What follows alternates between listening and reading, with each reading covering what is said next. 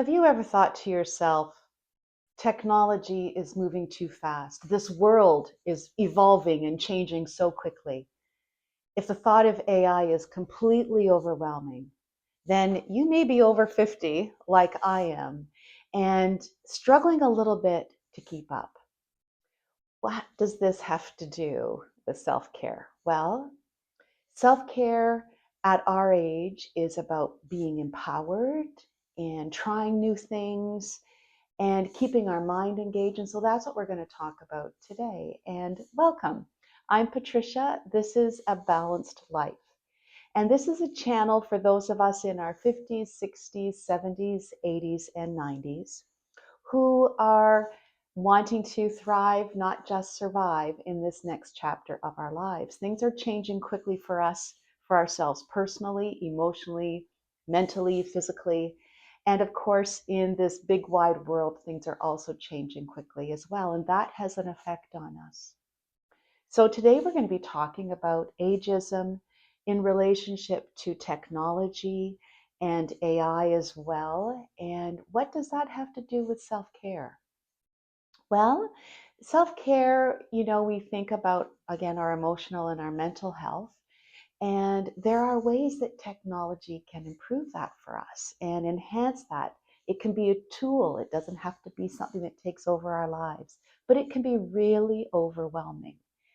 So there are ways that, we can make technology a tool for our use, become more comfortable with it, even the idea of having, technology as a more impactful part of our daily lives. And so that's what we're going to chat about today. If you've already had an experience with AI or with technology in general, then I'd love to hear from you. If you have a specific question, please put that in the comment section. This is meant to be a conversation. We're creating community around self-care for those of us who are 50 and above. And so, there's a wide range of experiences in that demographic. Some of us are working, some of us are retired, some of us are caregivers, some of us are, living a joyous single life. Others of us are in relationships, or we have children or grandchildren. There's a wide range. We run the gamut of experiences. But one thing is sure. First of all, self-care is incredibly personal. It begins and ends with you. So in all of the videos, I always say, listen, reflect a little bit on yourself and think about how maybe some of the tools you can incorporate into your own life, or the ideas that we share maybe might spark interest in you or some curiosity. But today we're talking about technology and AI, and specifically as well, ageism, and how that is all a part of self-care. Well, let's start with ageism. First of all, what is it? Ageism, I would be very surprised if you haven't experienced this yet. Ageism is really actually can be applied at any age, but we tend to think of it more for those of us who are aging and older. So ageism is externally, it's about how the outside world treats us. Many of us maybe feel silenced or disregarded or not even seen. I know many women who have let their hair grow naturally gray, women as an example, and feel that when that happens, many of them then suddenly are no longer noticed in the community and society around them. If you're working, some people feel that, there's this constant pressure. When are you going to retire? And, what are your plans when you age? And maybe, you're too old for this. That certainly can happen around technology. The reality is that in our 50s and 60s and 70s, even, we're at our most vital. We have so much wisdom and experience to share. And yet we're being siloed or disregarded and maybe not valued for the contributions that we can still bring. That is external ageism. Some examples anyway. There are many more, and I'm sure you have some you could share in our comments as well. Internal ageism are the things that we say to ourselves, those repeated lines or phrases that tend to be critical and maybe downplay all of the positives I just talked about, the experiences, the wisdom that we have, the knowledge that we could pass along. We also, maybe say things like, I could never understand that, or I need somebody younger to figure that out for me. And, some of that might be true, but the same is true for younger people as well, especially when it comes to new technology and AI specifically. It's something we're all learning.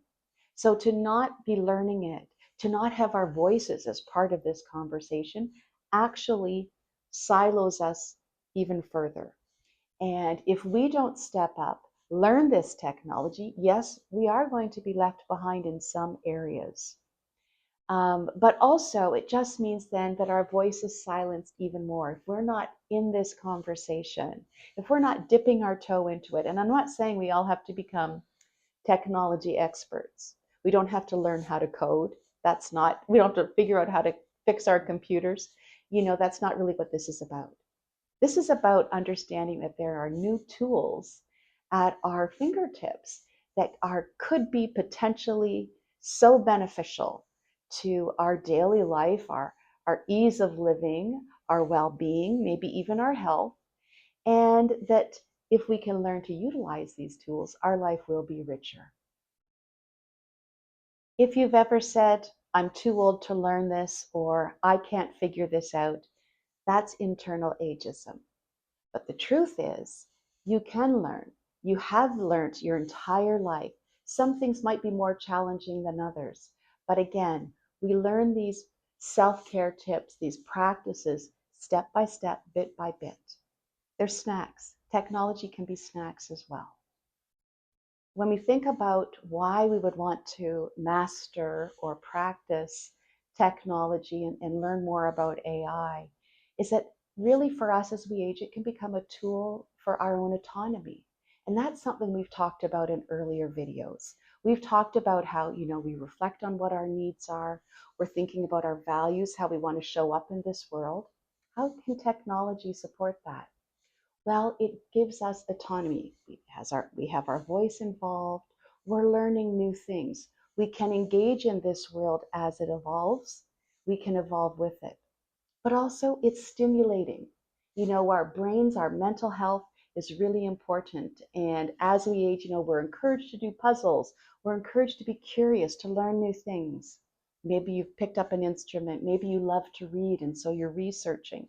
All of these are really important mental health and brain activity and brain empowering self-care practices. And AI can be a part of that, as can technology. We don't want to be self-defeating before we've even tried. In positive psychology, it's called the growth mindset. The idea that, we're not stopping just where we are. We're continuing to move forward in this life. Could be emotionally, could be physically, and it certainly is mentally. So let's talk about our quality of life. Quality of life over 50. Many of us, maybe we have friends and family members who live far away. How can we use technology to support us? Well, you're probably on Facebook. You're probably on Instagram or some kind of social media. You have email. That is all technology. And some of that is actually AI. So if you video chat with your family, which is something I love to do, I don't really live near a lot of my family. And I rely on video chats and FaceTiming and Messenger and even Instagram, live Instagram, to connect with my family and my friends who are not near me. And as a matter of fact, I have one friend who we have virtual coffees. Now, virtual coffees, she's in one country, I'm in another. And maybe once a month we'll meet for a coffee.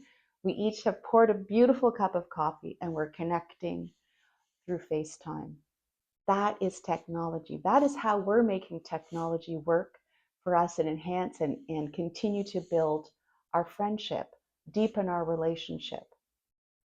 It feels empowering to be able to master some of these technological advances. And it deepens my sense of connection with the people who are important to me. It's stimulating. I'm outside of my own comfort zone a little bit when I'm trying some of these practices for the first time. And when I am using, TikTok, let's say, or Instagram, and I'm being exposed to, a much bigger world, a lot of different perspectives. And obviously, I don't agree with all of them, as you wouldn't either. But then I'm curating. I'm curious and I'm curating. I'm able to discern. I'm bringing in a little bit of some um, constructive thought around what I'm reading and listening to. So I love to read my newspapers online. I never thought I would get to that point. There's nothing like holding a newspaper. Part of that kind of old school feeling still exists. But I do love the wide range of information that I can find. And again, I can be discerning about that. So all of these ways that I'm using technology, they're tools. They're tools to enhance my life. They've not taken over my life. I'm not scrolling all day. I have discipline. This is what happens as we've aged. We've learned to have some discipline. And I have discernment, as I've already said. I'm curious, but I'm also curating. So technology, as I said, can be a wonderful thing, to enhance our daily lives, deepen our relationships, but also then give us some mental acuity, maybe mental challenges. If you play Wordle, you're doing that online, right? That's technology at its best, when it's entertaining, it's fun. There's a whole wide world playing that same Wordle puzzle every day. And, you're a part of a community. So, there's entertainment aspects of it besides information and besides relationship building. Let's talk about AI. So, AI is here. It's here to stay and it's continually changing. It's a train that has long left the station. And if we're not careful and dip our toe into it a little bit, get on board with it, then we're going to be left behind. It's going to be like we're still writing letters when everybody else is on email. That's probably not even a realistic example because AI has just grown so much. And yes, there are lots of concerns around AI that are being addressed by people who are in different positions than certainly I am. But I know this, if we're not at our age learning AI, if we don't accept it, then, we are going to be left behind. We're going to miss out on so many benefits. AI is not difficult. It's very accessible. The beautiful thing about AI is that you don't have to know how to code. It's not like that. It's probably simpler than when we first set up our Google accounts, right? When we were first on Yahoo and setting up Safari, whatever your search engine is. AI is much easier than that. And there are many different platforms that you can use. I started using ChatGPT because it was there and it's free. Then through my Chrome extension on Google, okay, now you might not know what I'm talking about, but for those of you who are more internet or web or email even Google savvy, you'll understand what a Chrome extension is. If you don't, it doesn't matter. But Chrome does have an extension called Gemini, very similar. If you're still working, chances are your workplace is instigating some AI policies and maybe AI training. If they're not, it really behooves you. You really should be learning on your own how to bring AI into your daily life. So, what can AI do for me as I'm aging? Why and how even do I access it?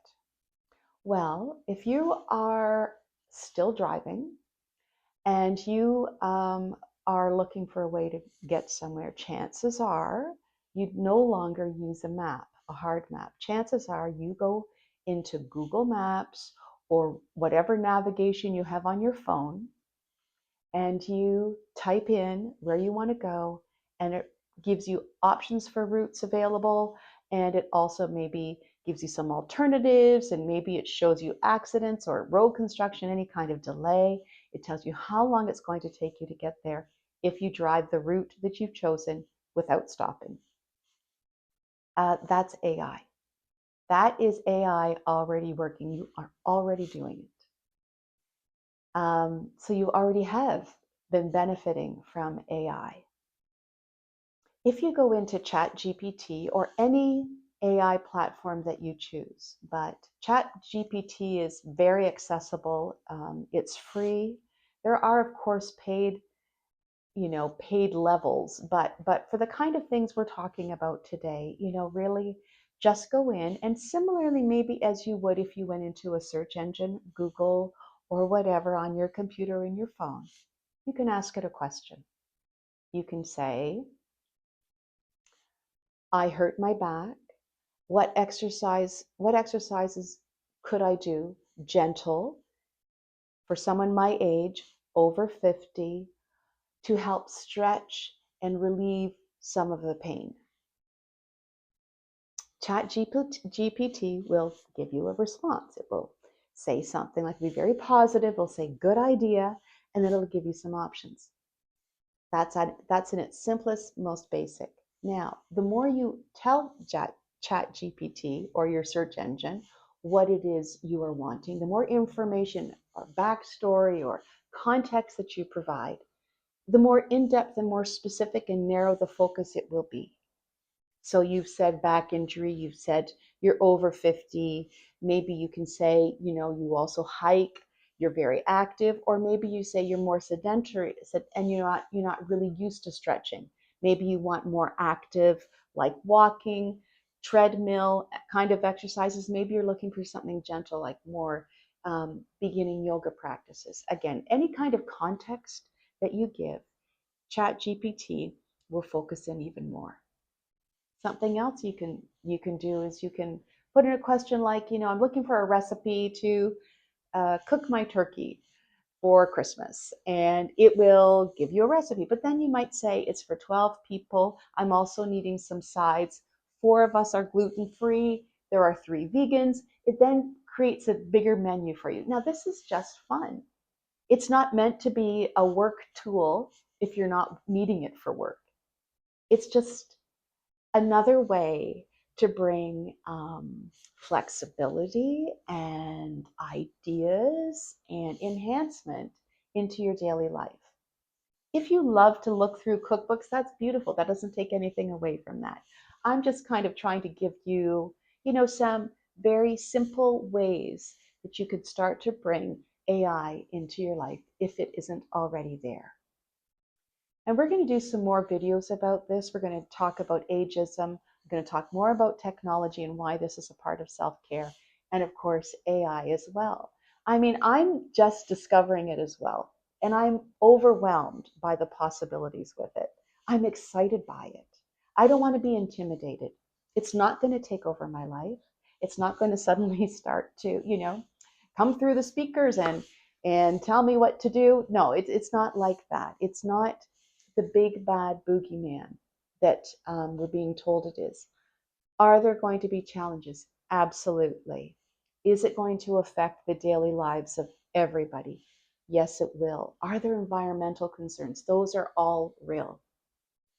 But I think it's important to know that as we age, if we're not keeping up, then our voice is not being heard.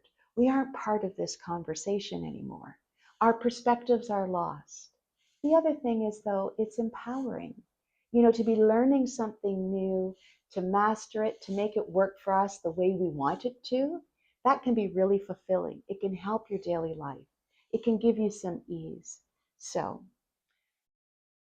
ageism, technology, AI, these are the things that we're grappling with as we age. And to make sure that we're really focusing on our mental health, physical and emotional health, we've got to be thinking about the ways that we can use these new and enhanced technology apps and options to make our lives easier, to help us feel fulfilled, to make connections, and really to keep us in that growth mindset of continually learning.